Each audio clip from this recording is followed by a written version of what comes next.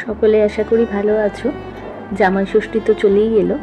চলো আজকে দেখে নিই জামাই ষষ্ঠী স্পেশাল একটা পাবদার রেসিপি, মালাই পাবদা। প্রথমে পাবদা মাছগুলোকে ভালো করে ধুয়ে এর মধ্যে নুন, হলুদ, লঙ্কা গুঁড়ো আর সর্ষের তেল মাখিয়ে নেব। কড়াইতে সর্ষের তেল দিয়ে ভালো করে মাছগুলোকে ভেজে নিতে হবে, তবে খুব বেশি ভাজবো না, কারণ খুব বেশি ভাজা হলে মাছগুলো একটু শক্ত হয়ে যাবে। মাছগুলো ভাজা হয়ে যাওয়ার পর একটা বাটা মশলা বানিয়ে নিয়েছি। তার জন্য লাগছে 7-8টা মতো কাজু, বড় চামচের 2 চামচ পোস্ত, বড় চামচের 1 চামচ তিল আর 2টো কাঁচা লঙ্কা।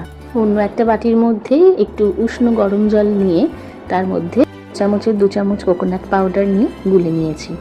এখন কড়াইতে মাছ ভাজা তেলের মধ্যেই গোটা গরম মশলা দিয়ে নিয়েছি। এরপর দিয়ে দেবো ওই কাজু পোস্ত বাটাটা।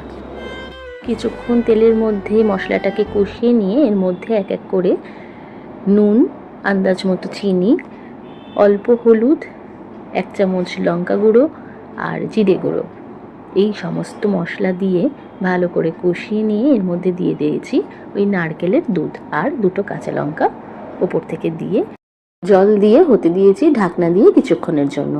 এরপর ওই মিনিট 10 পরে কিছুটা ফুটে গেলে এর মধ্যে মাছগুলোকে এক এক করে দিয়ে দেব।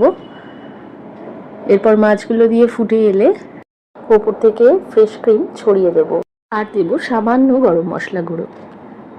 ব্যাস, তাহলেই রেডি হয়ে যাবে মালাই পাবদা। গরম গরম ভাতের সাথে এই মালাই পাবদা জামাই ষষ্ঠীর অনুষ্ঠানকে একদম জমিয়ে দেবে।